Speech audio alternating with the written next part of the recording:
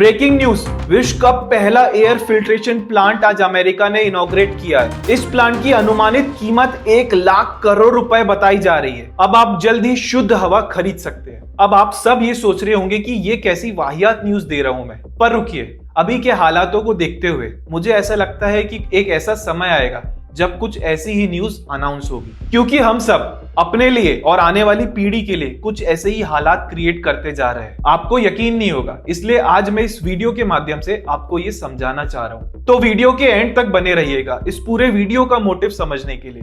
तो let's start the video.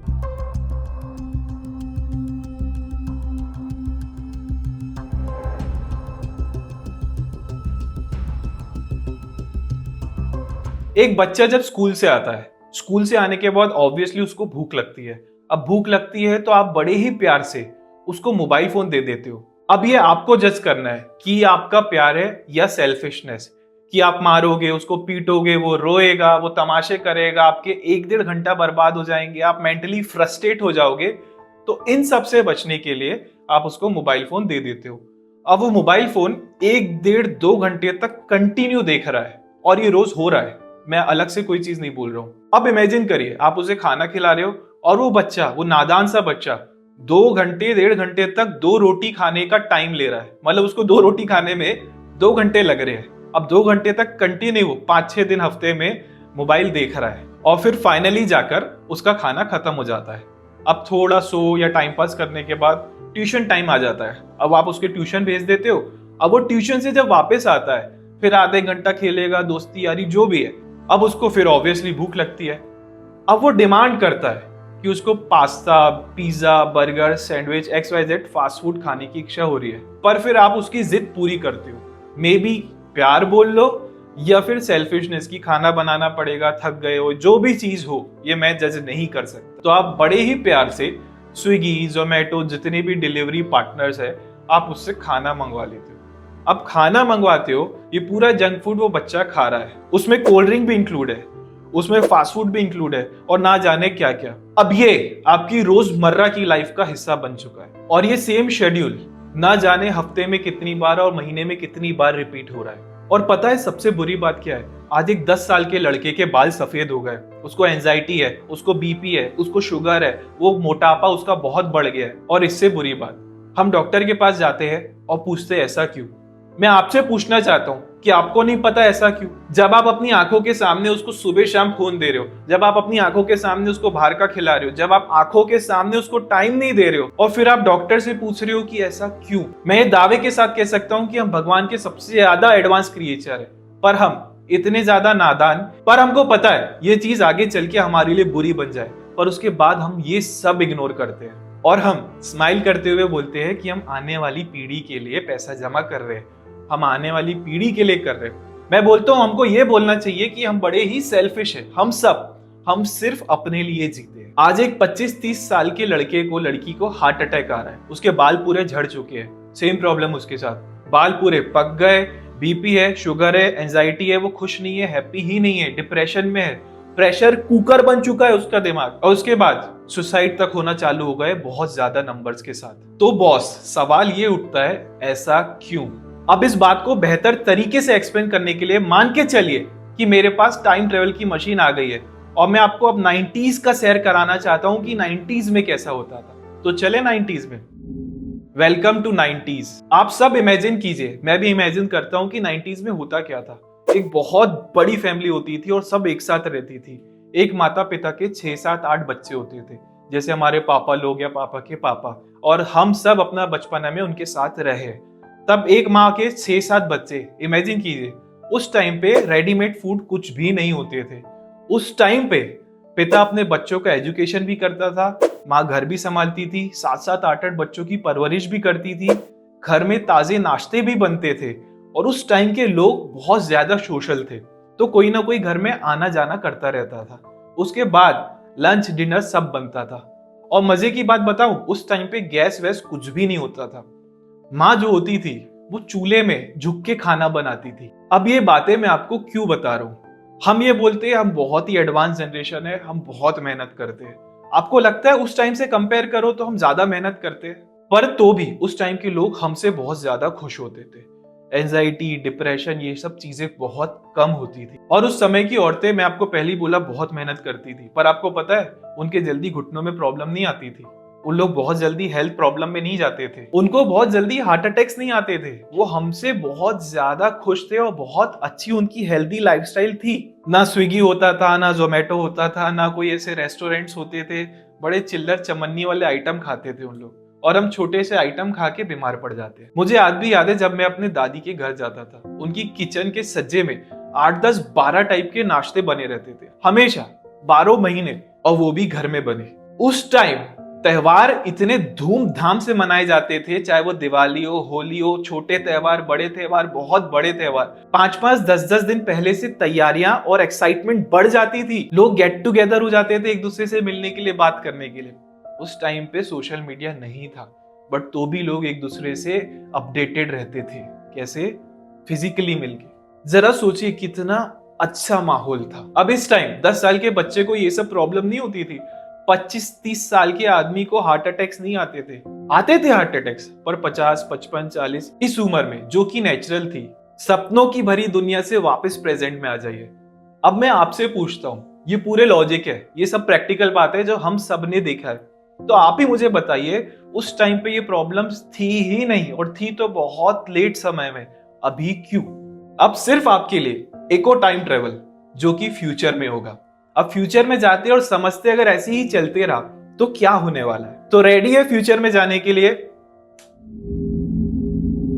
जिस गति से हम बढ़ रहे हैं, मुझे ऐसा लगता है कि आने वाले समय में जो हम बिस्लेरी भी पीते हैं ना, जब हम ट्रैवलिंग करते हैं, क्योंकि ताजा पानी नहीं मिलता, ताजा पानी मिलना ही बंद हो जाएगा, और हर घर में बिस्लेरी इस्तेमाल होगी, क्योंकि ताजा पानी बचेगा ही नहीं। हम जो ऑक्सीजन सिलेंडर कैरी करते हैं ना, जब हम ट्रैकिंग करते हैं, ट्रैवलिंग करते हैं, कि वहां ऑक्सीजन नहीं है, ऑक्सीजन हम लेके चलेंगे, क्योंकि ऑब्वियसली शुद्ध ताजी हवा ही नहीं बचेगी। ऑर्गेनिक फार्मिंग हम सबने सुना है, और ऑर्गेनिक फार्मिंग का मतलब होता है कि बिना केमिकल फर्टिलाइजर्स के अपनी फ्रूट्स और वेजिटेबल्स तैयार करना। हम इतना केमिकल पेस्टिसाइड यूज कर चुके होंगे कि सॉइल ही पॉल्यूट हो चुकी होगी, तो हमको ऑर्गेनिक फार्मिंग कहीं ना कहीं से अरेंज करके उसी में डिपेंडेंट रहना पड़ेगा। इस समय तक शायद पृथ्वी का सुरक्षा कवच, जिसको हम ओजोन लेयर बोलते हैं, वो खत्म हो चुका होगा, और हम सब जीव जंतु, पूरी धरती डायरेक्ट रेडिएशन में आ जाएगी। तो अपनी स्किन को बचाने के लिए ना जाने हमको कितने टाइप के कॉस्मेटिक्स, कितने टाइप की चीजें अपनी बॉडी को प्रोटेक्ट करने, कितने टाइप की सनस्क्रीन यूज करनी होगी। तो हमको डायरेक्ट सन रेस और बाकी डैमेज करने वाली रेस से बचने के लिए पूरे जीव जंतु और हमको कुछ ऐसा पहनना पड़ेगा, जिसको हम आज रेडियो एक्टिव सूट्स बोलते हैं, जो शायद हमको इन सब से थोड़ा बहुत बचा ले। ना जाने कितने टाइप की कॉस्मेटिक्स यूज करनी पड़ेगी, ना जाने सनस्क्रीन काम कर पाएगी नहीं कर पाएगी। और उससे बुरी चीज, ग्लोबल वार्मिंग। इस समय तक कब ठंडी हो रही है, कब बारिश हो रहा है, कब दिन निकल गया, कब बाढ़ आ रही है, कब तूफान आ रहा है, कोई प्रेडिक्टेबल चीज नहीं रहेगी। ओशिन का टेम्परेचर और ओशिन का वाटर लेवल बढ़ चुका होगा। ग्लेशियर्स पिघल पिघल के उस ओशिन के वाटर लेवल को इतना बढ़ा चुके होंगे कि शायद बाढ़ ही बाढ़ आ जाए। लैंड बचेंगे ही नहीं, फॉरेस्ट बचेंगे ही नहीं, फॉरेस्ट नहीं होंगे तो बारिश और शुद्ध हवा कहां से आएगी, वाटर पोल्यूट हो चुका होगा, ना जाने क्या क्या होगा। मतलब प्रेजेंट में भी जो हम शायद घास फूस देखते हैं, जंगल देखते हैं, जू देखते हैं, फॉरेस्ट देखते हैं, वो शायद देखने के लिए तरस जाएंगे। तो अब 1 मिनट के लिए फिर से मैं आपसे दरखास्त करूंगा कि 90s को इमेजिन करिए, 90s का land, forest, water sub level map में देखिए। उससे आपको समझ में आएगा कि उस टाइम पे जंगल की डेंसिटी, वाटर का लेवल, शुद्धता, हवा में शुद्धता कितनी होगी। और उसको बस आज प्रेजेंट 2023 से कंपेयर कर लीजिए। जो आज बड़े शहर में रहते हैं वो यही बोलते हैं कि मेरे को गाय, मेरे को जंगल, मेरे को घास फूस शहर के बीचों बीच दिखती ही नहीं है। आपको पता है, आज हम जो ऑर्गेनिक फार्मिंग की बात कर रहे हैं, शायद 90s में ही ऑर्गेनिक फार्मिंग ही खेती का एक जरिया था, क्योंकि उस टाइम पे केमिकल फर्टिलाइजर जैसी चीजें यूज ही नहीं होती थी, और आज वही शुद्ध चीज लेने के लिए हम डबल ट्रिपल पैसा देते। तो इस लॉजिक से आप समझ जाइए कि उस टाइम वर्सेस इस टाइम, उस टाइम की चीजें वर्सेस इस टाइम की चीजें। उस टाइम मिलावट नहीं रहती थी, आज मिलावट आ रही है। उस टाइम चीजें बहुत नॉमिनल रेट में मिल जाती थी, आज वही चीज लेने के लिए हमको डबल ट्रिपल प्राइस देना पड़ रहा है, और इसके जिम्मेदार हम सिर्फ खुद हैं। पर सबसे इंपॉर्टेंट क्वेश्चन आता है, हम ये सब कर क्यों रहे? हम क्यों फैक्ट्री स्टेब्लिश कर रहे हैं, हम क्यों नए व्यवसाय बढ़ा रहे हैं, हम क्यों फॉरेस्ट को खत्म कर रहे हैं, शायद हम क्यों वाटर रिसोर्सेज को खत्म कर रहे हैं, हम सॉइल को खत्म कर रहे हैं, हम हर नेचर के रिसोर्सेज को खत्म करते जा रहे हैं। तो आंसर इसका यही है, हमको पता है लेकिन हम इग्नोर करना चाह रहे हैं। अरे यार, हम व्यवसाय थोड़ा सा कम कर दे, हम शायद लाख नहीं, करोड़ नहीं, थोड़े पैसे कम कमा ले तो क्या जाएगा। तो सोचने वाली बात जरूर है, और इस चीज पे अगर हमने सही टाइम पे कंट्रोल नहीं किया तो मुसीबतें बहुत बढ़ चुकी होगी। हमारा शरीर हमको हर टाइम सिम्टम देता है। क्या सिम्टम देता है? जल्दी उम्र में बाल सफेद हो जाना, चश्मा लग जाना, बीपी शुगर हो जाना, मोटापा हो जाना। ये सब आखिर क्या है? सिम्टम ही तो है। तो इस चीज को समझाता हूं मैं बहुत सिंपल भाषा में। एक पौधा है, एक छोटा सा बच्चा, जिसको सही न्यूट्रिशंस जाना बहुत ज्यादा जरूरी है। अगर वो न्यूट्रिशंस नहीं जाए तो ऑब्वियसली वो कुछ ना कोई सिम्टम देगा, और ये सब चीजें वो सिम्टम्स है। आज एक 10-11 साल के लड़के से आप बात कर लो, वो बहुत इंटेलिजेंट होगा, कार कौन सी है बता देगा, दुनिया में क्या हो रहा है बता देगा, शायद ये भी बता देगा कि फाइनली करंट क्या चल रहा है। बट आपने ये नोटिस जरूर किया होगा कि उससे हम पारिवारिक चीजों की बात करें, उससे ट्रेडिशंस की बात करें, उससे हर वो छोटी चीज की बात करें जो इंपॉर्टेंट है एक रिलेशनशिप में, वो नहीं बता पाएगा। और इस चीज का रीजन है कि आप टाइम नहीं देते। हम सब पैसा कमाने में बिजी है, शायद अपने लिए, और वो झूठ बोलकर आने वाली पीढ़ी के लिए कि हम अच्छा एजुकेशन करें, अच्छी शादी करा दे, सब अच्छा कर दे। पर उससे इंपॉर्टेंट क्या है पता है? आप चलो बहुत अच्छे कॉलेज में आपने एनरोल तो करा दिया उस बच्चे को, पर यार उसको अगर पहले दिन से बीपी है, शुगर है, बाल सफेद है, मोटापा है, एंजाइटी है, डिप्रेशन है, तो वो घुट घुट के कॉलेज लाइफ नहीं चाहिएगा, उसको हर कोई टीज नहीं करेगा। तो ज्यादा इंपॉर्टेंट है उसको टाइम देना, खुद सेल्फिश नहीं होके उसके लिए ज्यादा अच्छे से जीना। 4 पैसे कम कमा के उसको 4 घंटे देना। पता है ये गैप कहाँ आ रहा है? पुरानी जनरेशन नई जनरेशन में। नई जनरेशन बहुत ही ज्यादा सेल्फिश है, बस हम अपने बारे में सोचते हैं। पहले के लोग एक्स्ट्रा 3% देते थे, आज हर कोई 97% देता है, पर वो 3% की बात ही कुछ अलग थी। आप बीमार हो, आपको तो भी खाना बनाना है, क्यों? क्योंकि पहले के लोग करते थे, आप बाहर से ऑर्डर नहीं कर सकते थे। आपको कोई प्रॉब्लम है तो भी आपको घर वालों को टाइम देना है, क्यों? क्योंकि वो 3% इंपॉर्टेंट थे। पर आज थोड़ी बीमारी हुई, अरे बाहर से मंगा लो, अरे बच्चा आया, अरे मोबाइल ले ले, क्योंकि मेरे को तुझसे बात करूंगी, तू झगड़ेगा, तू दुनिया भर की बात करेगा और मेरा दिमाग अभी शांत नहीं है। इस कहानी का मतलब है कि हम सही तरीके से सही टाइम बच्चों को देते ही नहीं है। इस कहानी का मतलब है कि हम अगर उनको मारेंगे, उनको पीटेंगे, वो चिल्लाएंगे, हम इस चीज से डरते हैं कि हमारे 1.5, 2, 3 घंटे बर्बाद हो जाएंगे, तो हम क्या करते हैं? बेटा मोबाइल ले ले। मतलब हम बाजू में बैठ के भी उसको फोन दे देते हैं जहां हमें बहुत सारी टीचिंग्स देना चाहिए, और हम बोलते हैं कि हम आने वाली पीढ़ी के लिए कुछ कर रहे हैं और कमा रहे हैं। हम सबका जो पैसा है जो हम करते रहते हैं, हम अपने बच्चों के लिए कमा रहे हैं। क्या आपने कभी सोचा है कि आपका आधे से ज्यादा पैसा तो उस बच्चे के इलाज में चले जाता है? डॉक्टर के पास जाते हैं, चश्मा लग गया, दांत, ऑब्वियसली दांत में कोई प्रॉब्लम आ गई, ओबेसिटी बढ़ गई, मतलब आप खुद सोचिए ना, आपको पैसा आप उनकी हेल्थ प्रॉब्लम्स के लिए कमा रहे हैं, पर वहीं अगर आपने 4 घंटे टाइम दे दिया ना, तो शायद वो चीजें बच जाए और वो अच्छे से संस्कार भी सीख सकेंगे। और रियलिटी तो यही है, आज दिल्ली, मुंबई जैसे बड़े शहरों में पॉल्यूशन है, हर जगह ऐसे बोर्ड लगे होते हैं कि आज का पॉल्यूशन कितना है, आपको पता है? मतलब पॉल्यूशन तो बढ़ रहा है, मतलब शुद्ध ताजी हवा तो मिलना ही पॉसिबल नहीं हो रहा है, क्योंकि पॉल्यूटेड एयर मिल रही है। हर चीज हमारी आंखों के सामने है और हम नहीं पता क्यों इग्नोर कर देते, अरे सोचते ही नहीं। मतलब यहाँ से डालो, यहाँ से निकालो, एक पॉइंट होता है, यहाँ से डालो, यहाँ तक आने ही मत दो, हम तो यहाँ भी आने नहीं दे रहे। तो मेरा ये पूरा वीडियो बनाने का मकसद ये था कि हमको अब सोचना पड़ेगा हर चीज में। जरूरी नहीं है कि हम ये सोचे कि सामने वाला सोचे, जरूरी ये नहीं है कि सरकार सोचे, हम तो कुछ नहीं करने वाले। हम सबको इनिशियली सिंगल इनिशिएटिव लेना पड़ेगा, और इनिशिएटिव आपके घर से ही आपको लेना है, इनिशिएटिव आपके बच्चे से ही आपको लेना है, इनिशिएटिव आपका सेल्फिशनेस छोड़ के ही लेना पड़ेगा, तब जाके कुछ बात बनेगी बॉस। अगर हम ये सब नहीं करते तो डेफिनेटली महंगाई भी एक बहुत बड़ा रीजन होगा आने वाले समय में। और 90s में जो बीमारी की एज थी वो आज आधी हो गई है, और ये समय ऐसे चलता रहा तो आज जो 10 साल के बच्चे को हो रहा है वो आने वाले समय में 5 और 4 और 3 साल के बच्चे को हो सकता है। जो आज 30 साल के आदमी को हो रहा है वो आगे चल के 15-20 साल के आदमी औरत के साथ हो सकता है। गड्ढा तो हम खोद चुके हैं, अब देखते हैं हम कहां तक इसको ले जा सकते हैं। एक रीजन और है, हम ये सब करते हैं शो ऑफ करने के लिए, खुद को या फिर सामने वाले को, या किसी से जेलसी है, या बिना बात के अपनी ताकत, अपना पैसा, अपना रुतबा, अपनी सोच दिखाना चाहते हो। आपको एक बहुत अच्छी लाइन बताता हूँ। 3 दिन पहले मेरे साथ घटना हुई थी और मैं बहुत कुछ सीखा उस छोटी सी घटना से। एक बहुत बड़े आदमी के मैं फ्यूनरल में गया था, और बहुत बड़ा नामी आदमी था। 1000, 1500, 2000 लोगों की वहां पे संख्या होगी।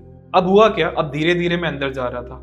मैं जैसे ही गेट के पास एंट्री में पहुंचा तो क्या बोलते हैं लोग समझना, मुझे ऐसा लग रहा था ये सब उस आदमी से बहुत प्यार करते थे, पर जो चीज मैंने सुना वो अलग ही थी।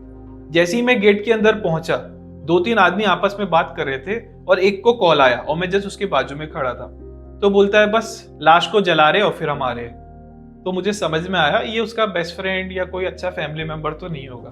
तो थोड़ा और आगे बढ़ा, एक आदमी बोला आपस में बात करते करते कि लाश जलना चालू हो गई है, बस शोक सभा करके वापस आ रहे हैं। मतलब ये भी उसका चाहने वाला नहीं था।